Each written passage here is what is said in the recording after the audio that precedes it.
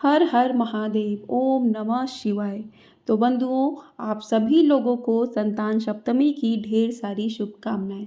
तो इस बार 2023 में संतान सप्तमी का व्रत 22 सितंबर दिन शुक्रवार के किया जाएगा। यह व्रत हर साल भाद्रपद मास के शुक्ल पक्ष की सप्तमी तिथि को किया जाता है। इस व्रत में भगवान शिव, माँ पार्वती और सूर्यदेव जी की पूजा का विधान है। इस व्रत को निसंतान दंपति अपनी संतान की प्राप्ति के लिए और जिन स्त्रियों को संतान है वह अपनी संतान की सलामती, लंबी आयु और दीर्घायु के लिए इस व्रत को करती है। तो यह व्रत संतान की प्राप्ति एवं उनकी रक्षा के उद्देश्य से किया जाता है। तो इस दिन आप भाद्रपद शुक्ल की सप्तमी तिथि के दिन सुबह जल्दी उठ जाइए और स्नान आदि से निवृत्त होकर संतान प्राप्ति के लिए और उनके उज्जवल भविष्य के लिए इस व्रत का प्रारंभ करते हैं। इस व्रत की पूजा दोपहर में ही की जाए तो अच्छा माना जाता है। बंधुओं, मैंने आप लोगों को पूजा का शुभ मुहूर्त पिछली वीडियो में दे दिया है, तो आप लोग जाकर देख सकते हैं। तो पूजा दोपहर 1:35 तक आप लोगों को कर लेनी है। स्नान करके स्वच्छ कपड़े पहनकर भगवान शिव और माँ पार्वती और सूर्यदेव की प्रतिमा को एक चौकी पर स्थापित करके उनकी पूजा अर्चना विधि विधान और श्रद्धा भाव से कीजिए। और इस व्रत में आपको गुड़ और आटे से बने मालपुए भोग में भगवान को अर्पित करने हैं। आप इस दिन खीर पूड़ी मालपुए का भोग भगवान को लगा सकते हैं। ये भोग उन्हें अत्यंत प्रिय होता है। और इस दिन ध्यान रखिए कि जो भी आप मालपुए खीर पूड़ी रखें वो 7 की संख्या में रखें। इस तरीके से विधि विधान पूर्वक पूजा कीजिए, अर्चना कीजिए और पूरी श्रद्धा भाव से भगवान जी से प्रार्थना कीजिए कि आपकी संतान की सलामती रहे, आपकी संतान सुख समृद्धि रहे, आपकी संतान को लंबी आयु प्राप्त हो। और जिन महिलाओं को संतान नहीं है वो संतान की इच्छा के लिए भगवान से प्रार्थना कर सकती हैं। भगवान भोलेनाथ बहुत ही दयालु हैं, वो आपकी गोद बहुत जल्दी ही भरेंगे। इस व्रत को स्त्री व पुरुष दोनों मिलकर रख सकते हैं और स्त्री व पुरुष अगर दोनों मिलकर रखते हैं तो और भी ज़्यादा अच्छी बात है। तो बंधुओं, पूजा के बाद कथा सुनने का भी प्रावधान है। तो पूजा के बाद कथा सुनने का महत्व सभी हिंदू व्रत में मिलता है। संतान प्राप्ति व्रत की कथा पति पत्नी साथ मिलकर सुने तो अधिक प्रभावशाली माना जाता है। तो चलिए संतान सप्तमी व्रत कथा प्रारंभ करते हैं। एक बार श्री कृष्ण ने युधिष्ठिर को बताया कि किसी समय मथुरा में लोमेश ऋषि आए थे। मेरे माता पिता देवकी तथा वासुदेव ने भक्ति पूर्वक उनकी सेवा की तो ऋषि ने उन्हें कंस द्वारा मारे गए पुत्रों के शोक से उबरने के लिए आदेश दिया। हे देवकी, कंस ने तुम्हारे कई पुत्रों को पैदा होते ही मारकर तुम्हें पुत्र शोक दिया है। इस दुख से मुक्त होने के लिए तुम संतान सप्तमी का व्रत करो। राजा नहुस की रानी चंद्रमुखी ने भी यह व्रत किया था, तब उसके भी पुत्र नहीं मरे। यह व्रत तुम्हें भी पुत्र शोक से मुक्त करेगा। तभी देवकी ने पूछा, हे देव, मुझे व्रत का पूरा विधि विधान बताने की कृपा करें ताकि मैं भी विधि पूर्वक यह व्रत संपन्न करूं। लोमेश ऋषि ने उन्हें व्रत का पूजन विधान बताकर व्रत कथा भी बताई। नहुस अयोध्यापुरी का प्रतापी राजा थे। उसकी पत्नी का नाम चंद्रमुखी था। उसके राज्य में ही विष्णुदत्त नामक एक ब्राह्मण रहता था। उसकी पत्नी का नाम रूपवती था। रानी चंद्रमुखी तथा रूपवती में परस्पर घनिष्ठ प्रेम था। एक दिन वे दोनों सरयू में स्नान करने गईं।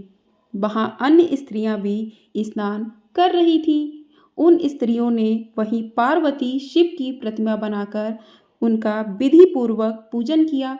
तब रानी चंद्रमुखी तथा रूपवती ने उन स्त्रियों से पूजन का नाम और विधि पूछी। उन स्त्रियों में से एक स्त्री ने बताया, हमने पार्वती सहित शिव की पूजा की है।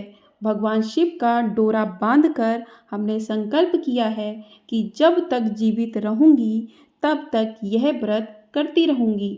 यह मुक्ताभरण व्रत सुख तथा संतान देने वाला है। उस व्रत की बात सुनकर उन दोनों सखियों ने भी जीवन पर्यंत इस व्रत को करने का संकल्प करके शिव जी के नाम का डोरा बांध लिया। किंतु घर पहुंचने पर वे संकल्प को भूल गई। फलतः मृत्यु के पश्चात रानी बानरी तथा ब्राह्मणी मुर्गी की योनि में पैदा हुए। कालांतर में दोनों पशु योनि छोड़कर पुनः मनुष्य योनि में आई। चंद्रमुखी मथुरा के राजा पृथ्वीनाथ की रानी बनी तथा रूपवती ने फिर एक ब्राह्मण के घर जन्म लिया। इस जन्म में रानी का नाम ईश्वरी तथा ब्राह्मणी का नाम भूषड़ा था। भूषड़ा का विवाह राजा पुरोहित अग्निमुखी के साथ हुआ। इस जन्म में भी उन दोनों में बड़ा प्रेम हो गया।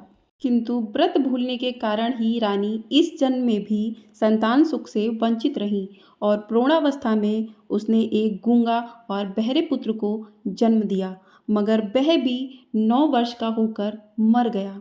भूषड़ा ने इस व्रत को याद रखा था, इसलिए उसके गर्भ में सुंदर और स्वस्थ 8 पुत्रों ने जन्म लिया। रानी ईश्वरी के पुत्र शोक की संवेदना के लिए एक दिन भूषड़ा उनसे मिलने गई। उसे देखते ही रानी के मन में डर पैदा हुआ। उसने भूषड़ा को विदा करके उसके पुत्रों को भोजन के लिए बुलाया और भोजन में विष मिला दिया, परंतु भूषड़ा के व्रत के प्रभाव से उनका बाल भी बांका ना हुआ। इससे रानी को और भी अधिक क्रोध आया। उसने अपने नौकरों को आज्ञा दी कि भूषड़ा के पुत्रों को पूजा के बहाने यमुना के किनारे ले जाकर गहरे जल में ढकेल दिया जाए। किंतु भगवान शिव और माता पार्वती की कृपा से इस बार भी भूषड़ा के बालक व्रत के प्रभाव से बच गए। परिणाम स्वरूप रानी ने जल्लादों को बुलाकर आज्ञा दी कि ब्राह्मण बालकों को वध स्थल पर ले जाकर मार डालो, किंतु जल्लादों द्वारा बेहद प्रयास करने पर भी बालक ना मर सके। यह समाचार सुनकर रानी को आश्चर्य हुआ। उसने भूषड़ा को बुलाकर सारी बात बताई और फिर क्षमा याचना करके उससे पूछा, किस कारण तुम्हारे बच्चे नहीं मर पाए? तो भूषड़ा बोली, क्या आपको पूर्व जन्म की बात स्मरण नहीं है? रानी ने आश्चर्य से कहा, नहीं, मुझे तो कुछ याद नहीं है। तब उसने कहा, सुनो, पूर्व जन्म में तुम राजा नहुष की रानी थी और मैं तुम्हारी सखी थी। हम दोनों ने एक बार भगवान शिव का डोरा बांधकर संकल्प किया था कि जीवन पर्यंत संतान सप्तमी का व्रत किया करेंगी, किंतु दुर्भाग्यवश हम भूल गए और व्रत की अवहेलना होने के कारण विभिन्न योनियों में जन्म लेती हुई अब फिर मनुष्य जन्म को प्राप्त हुए हैं। अब मुझे इस व्रत की याद हो आई है, इसलिए मैंने व्रत किया। उसी के प्रभाव से आप मेरे पुत्रों को चाह कर भी ना मार सकी। यह सब सुनकर रानी ईश्वरी ने भी विधि पूर्वक संतान सुख देने वाला यह मुक्ताभरण संतान सप्तमी का व्रत रखा।